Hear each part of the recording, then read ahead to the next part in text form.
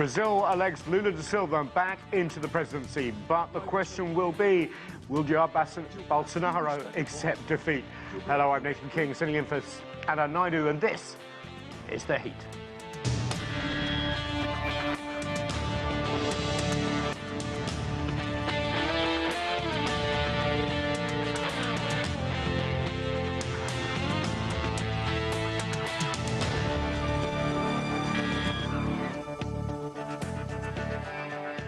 Hello again. Brazil's right-wing President Jair Bolsonaro lost his re-election bid to the leftist former President Lula by a tight margin. The outcome reflective of Brazil's deeply divided electorate. Now, 24 hours after the results were announced, Bolsonaro has yet to concede or comment at all to the media, raising questions as to whether he'll accept the outcome without a fight. Some of his supporters, however, are loudly sounding off. CGTN's Paulo Cabral has this. Monday morning, truckers supporting right-wing President Jair Bolsonaro set up roadblocks, burning tires on highways in several Brazilian states in protest over the election results, showing the incumbent lost to the former President Luiz Inacio Lula da Silva. There was no widespread violence, but it was a display of Brazil's deeply polarized and tense political atmosphere, even after the election results. It was a narrow victory for Lula, taking just under 51% of the vote, compared to just over 49% for Bolsonaro. It gives the leftist a third term in power after what Lula claimed was his opponent's attempts to bury him alive. But in his victory speech, Lula promised he would work to bridge the country's divide and govern for all.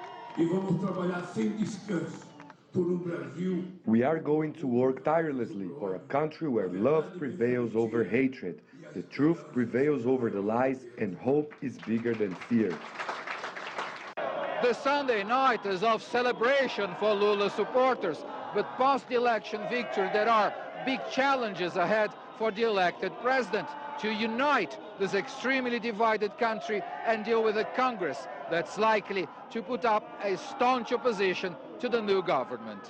Today, we know that we have truly two Brazils, and this is why it will be so necessary for him not only to negotiate with the Congress, to obtain political support, but also to talk to different sectors of the Brazilian society, the evangelical churches, some sectors from the agribusiness, sectors of the middle classes. In the economy, there are also big challenges ahead. In this analyst's opinion, limited room to maneuver.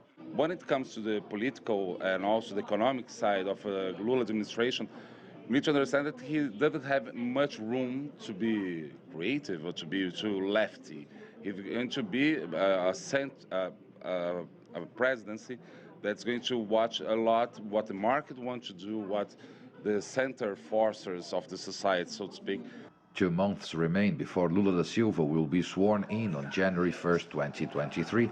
Many bumps could challenge his administration's hopes for a smooth transition. Managing that road will be the leader's first test ahead of a third term in power. Paulo Cabral, CGTN, São Paulo. So to talk about the Brazilian election, let's bring in our panelists. From Rio de Janeiro, Mercio Gomes is Professor of Anthropology at the Federal University of Rio de Janeiro and a researcher on the rise of Jair Bolsonaro. Euan is an editor for the Brazilian Report. He joins us from Sao Paulo. And here in Washington, D.C. is Monica de Bolle. She is a senior fellow at the Peterson Institute for International Economics. And also here, Paul Sotero is in D.C. and he's a distinguished fellow for the Brazil Institute at the Wilson Center. Thanks all of you for joining us. Monica, I want to start with you. We haven't heard from President Bolsonaro. Is he under a desk? What's he doing? Or is he just waiting to concede? Well, that's a good question. I have absolutely no idea what he's up to, but I do know, or I do think, I should say, that he's not, in my mind, he's not going to concede. He's not going to concede. He's not going to challenge the elections either. The Brazilian elections are very different from the elections in the U.S. The entire process is completely different. It's a different system. So last night... It seems more efficient, too. It seems very quick. Yeah, it is very quick, and because, you know, it's all electronic. Right. And because it is very quick, the election results actually get certified, in a sense, immediately after the voting's done and the vote counts are done. You know, there are a few pending issues that the Supreme Electoral Court still looks through, but essentially they certify, and that's Right. what happened last night. What we saw was, you know, they came out with the results, and then immediately after that, the Supreme Electoral Court called in a press conference, and then in that press conference, they basically certified the result. And then we also saw declarations made by the president of the lower house, who was previously an ally of Bolsonaro, distancing himself from Bolsonaro and actually congratulating Lula on his win.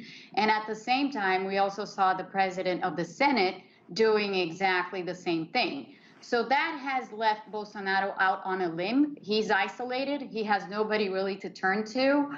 He can challenge the elections and he can call them fraudulent on the basis of nothing, just to rile up the base. But he has no case, and actually the door has already been closed for that. I really liked your point about the certification coming quickly, so there's sort of no real room for a sort of January the 6th movement, if you want to make a comparison between here and the US. But having said that, Euan, your report have reported that about 60-something% of Bolsonaro supporters won't accept the result whatever, and that Bolsonaro has had some comparisons with Donald Trump here in terms of the big lie, essentially saying, I won it when it was obvious. Can you see any movements on that front, or do you think it'll be like Monica says, don't concede, but just walk away quietly?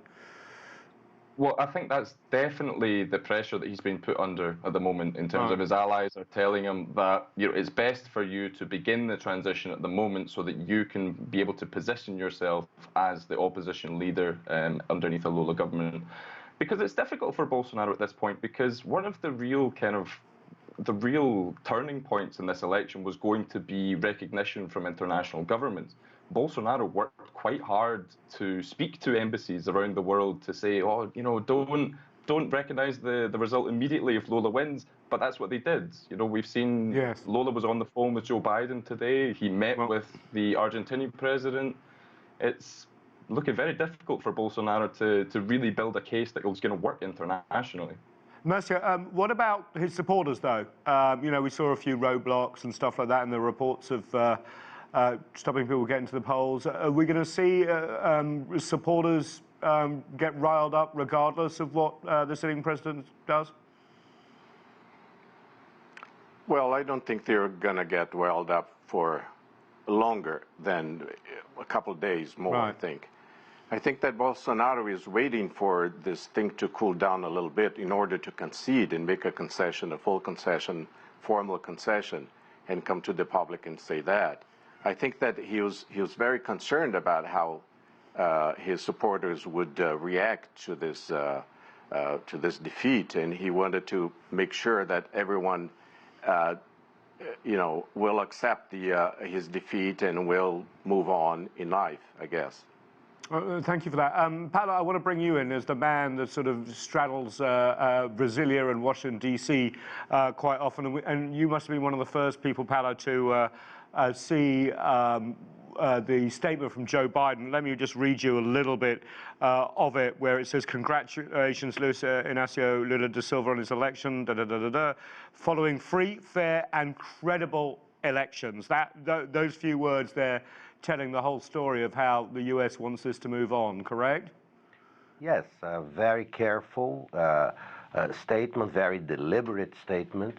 The government of the United States has not have a single gesture of hostility towards Brazil, even under Bolsonaro, with whom the Biden government obviously does not sympathize. And the statement by President Biden was what you know, you could predict. He will work with President Lula, and I think they will establish a positive relationship. Of course, the elephant in the living room in D.C. and actually in Brazil is Donald Trump, because of his outward support for Bolsonaro. He's already in the run-up election, he was saying, vote that way. and there's sort of right-wing agitation a little bit here about the result. You just feel that's just noise in the US political universe? Yes, it is. You know, you may have a few people here stating those things, but they have no...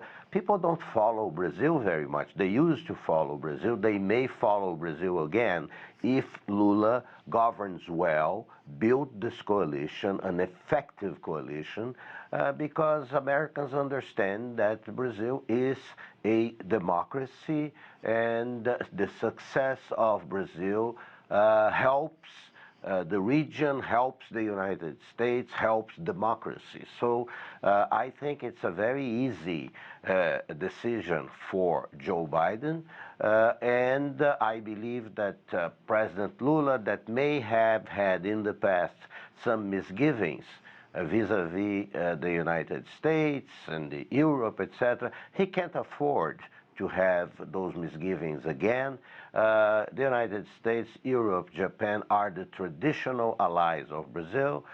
China is obviously the new economic partner of Brazil, the largest trading partner for the country, and this requires a lot of political talent to manage. Lula has that. Lula is a very able politician, maybe the most able politician that Brazil has ever produced.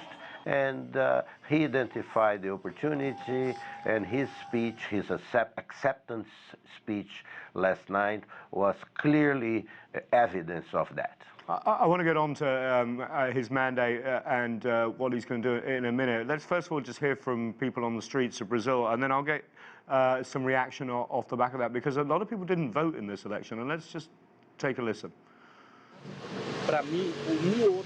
For me, whoever won would end up amounting to the same thing. I didn't like either of the candidates. It's not a disappointment because the choice was difficult. One was proven to be a thief. The other is a phony.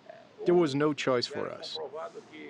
Mercio, can I get your reaction to that? I mean, that sounds like, I mean, obviously it's not a scientific sample, but 20% of people didn't vote. There was a lot of fatigue in terms of the negative campaigning. Is that taking a chunk out of democracy in a way? Well, I mean, absentees in Brazil are usually around 20–25%. So that's normal.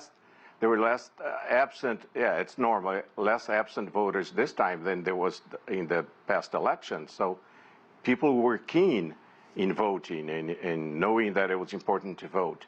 But there are always people that do not like one candidate or the other. The polls made some statements saying that there were as many people in favor of one as there were against the other. So pretty much you could find whoever was going to vote for or against someone according to the to their dislike for the other person, you know. So that in many cases the voters voted against the person that he didn't want to be in power, not in favor of the one that wanted to be in power. Many of the votes were like that. Of course, not all of them, but at least, you know, 10 or 15% of the voters were against someone, whereas the others were in favor of one or the other, and that's why the call was so close. Monica, I want to go back to you, because obviously Lula's been in power before and delivered on quite an ambitious agenda, some of his supporters would say, but the economy was pretty good at that time. Now we have rapid inflation, obviously, we have high energy prices, although Brazil does gain from some of that. It's a much more difficult time. How can he deliver, and what about the economic situation? Well, the economic situation is extremely difficult, both on the external and the internal front. But let me just say one thing. We usually have this view that, you know, the Lula administration, in particular his first mandate, was essentially very much marked by the commodity boom, and that was helpful, and, you know, that way he could get the results he got. But we must remember that Brazil had a financial crisis in 2002, in large part caused by the election itself and the prospect that the PT was going to win. And it wasn't in good shape. The country was not in good shape. And Lula actually inherited a very bad economy in 2003 because of that. And he was able to sharply turn around a primary deficit into a primary surplus, and not just any primary surplus. It was a 3.5% of GDP primary surplus in 1 year. So, you know, it's true that he benefited a lot from the commodity boom, but it's also true that he was able to turn an economy around in a difficult time. So we have that. That being said, what he's inheriting now from Bolsonaro is massively bad, because the actual policies that were followed, even though they don't show in the numbers yet, so even though, you know, Brazil is actually going to have a little bit better growth this year than was previously expected, it's also, the inflation is also trending lower, and there are, you know, some good signs all around that things are not that bad. In fact, when you look under the rug, so to speak, things are pretty bad. The budget deficit is going to be extremely large. It is very hard for us to say how large, because there are some opaque dealings going on with Congress members, something called the secret budget. We can talk more about that later if it's the case.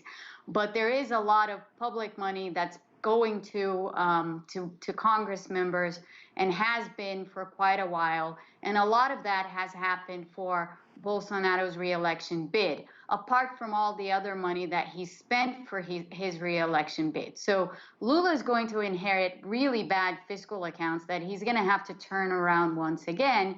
And obviously, you know, in a situation where the external scenario is pretty bad.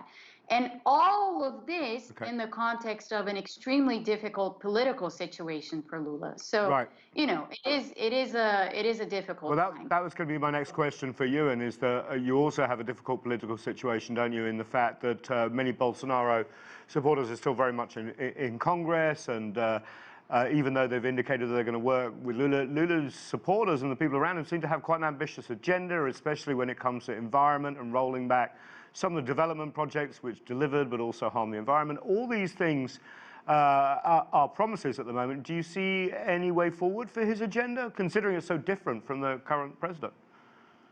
Yeah, well, I mean, the way that Brazil government works, is that a president has to make coalitions because of just how fragmented the party system is. And this usually goes through a kind of large, kind of mildly conservative, like rentier class, which you call the Centrão in Brazil. And the Centrão was allied for quite a while with Jair Bolsonaro, and is still allied with him till today. And the expectation is that Lula is going to have to try and bring these people on side if he wants to get anything passed, essentially, because in the results of the election, it was Jair Bolsonaro's Liberal Party who performed the best in terms of, you know, they had the largest benches. A lot of Bolsonaro's former cabinet ministers won seats in the lower house and in the Senate. So he's really going to have to work with that, you know, the Centrão, as we say, the big centre, to be able to gain anything close to a majority to pass anything he has ambitious. Yeah, I want to follow that with Mercio, because two governors from the biggest state, right, with Rio and Sao Paulo are Bolsonaro supporters. So do you see a coalition, or do you see division continuing that reflect the tight results that we saw last night? Well, we heard the governor-elect of São Paulo, Tarcísio Freitas, saying that he would, of course, look for a cooperation with the president, with the new president. So he's pretty keen about whatever happens to São Paulo happens in many cases to the rest of Brazil, and so he knows the responsibility of making a good government in São Paulo, and organizing perhaps the people that will be jobless, and give more jobs, and invite people that were ministers of Bolsonaro to be part of his secretariat, and keep the strength of the party. At the same time, he's also in good terms with the governor of Minas Gerais. So the three most important states in Brazil are together with this feeling of having been a cooperation with Bolsonaro, and knowing that they will have to deal with a new government who's was the opponent of Bolsonaro. So I think there's going to be a lot of good politicking in order to get through with monies and things to do in all these three states. It's going to be interesting to watch the coalition And I building. think that Lula will be careful too about relating and negotiating with them. Yeah, it's going to be very interesting to watch. We'll have to have another show in a few months, I think, just to look at what's going on in terms of getting that agenda delivered. Paolo, I want to widen it out to the rest of the region.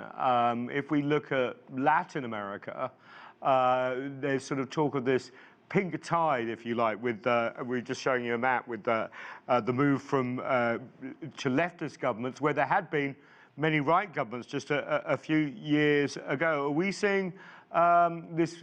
It should be pink rather than red, I think. But are we seeing this pink tide roll over Latin America, and why? Well, you know, it is. I don't attribute much importance to it. What is important is what the governments elected with support more from the left in all over the region will do with the power they have. Right. I think it is, they have to achieve, they have to offer, to show the country results in the economy, in their salaries, in employment, in healthcare, in education. Lula knows all of that. Never underestimate Lula's capacity to understand and act. He is a very good politician, but the scenario is very adverse. So with the support of his vice president and other members of the coalition, he will have to find the solutions. Do not be surprised if Lula attracts members of the Centrão. He has already done this. Lula is very charming, so you know, it remains to be seen. I expect a more moderate Lula that we saw yesterday evening in the acceptance speech, a president that is going to govern from the center. We cannot afford an alternative to that. And as far as Bolsonaro, I think he will probably become increasingly irrelevant. Lula, he doesn't have the talent for politics in terms of, in democracy, in negotiating positions, etc. Can I ask you, Paolo, just to follow up on relations with the other huge country to the north, the United States and Brazil, because obviously you're going to see a bit more meeting of minds, especially when it comes to things like climate change in the Biden administration and, of course, a new Lula administration. But there are frictions too. Yes, they are very important, and I think this is the vehicle probably for getting closer to the United States and other countries in Europe. Norway has already announced that they will unfreeze a huge fund of close to $1 trillion that they have suspended once Bolsonaro started to really having policies to destroy the forest, the Amazon forest. So yes, the sovereign wealth fund to invest again in Brazil, yeah. Precisely, and this is the opportunity. Lula has the knowledge of that. He has people around him that knows very well what to do, how to do it. International cooperation will increase. Brazil will be again a part of the world. Brazil has isolated itself under Bolsonaro. I think Brazil will be welcome by the world, the international community, because it is a relevant country, it is a big country, and for Americans, for Canadians, for Europeans, Brazil is a democratic country, and this counts very much in our work today. And I also want to note that he said he doesn't want a Cold War between US and China. He wants to be friends with everyone. So that kind of goes on to what you were saying. Monica, do you see anything in terms of foreign policy, especially with the United States, that leaps out at you? I think the one thing, I think Paolo has basically touched on all of the major points that everybody's looking to. And I would say, you know, the major highlight, I think, that, you know, has led not just the optics of all of the leaders, the major world leaders, calling Lula to congratulate him, and the obvious optics of that. But in addition to that is we all know that one of the main things that are being discussed, one of the main points in the international economic debate is what kinds of economic measures can you put in place to mitigate climate change? Right. And I think with Lula back, and with helped. Brazil having an obvious environmental policy back, Brazil is going to be part of that debate, you know, very much so, because Brazil especially actually when it bridges developing countries as well. Yeah, yeah. We're wrapping up time, and I wanted to get in one more question to you all, because it's less than 3 weeks to the World Cup, and Brazil are going to be obviously one of the best teams. But there has been some problems over Brazil's national team's colours and being co-opted by the Bolsonaro camp. But I want to ask you, as all people who have a vested interest in Brazil, how well do you think they're going to do in the World Cup? Let's start with Paulo here. Well, I'm still in shock over the results 8 years ago, Brazil and Germany, so I'm still in a state of shock. And I grew up watching Pelé. I was 8 years old when the Brazil won the first World Cup.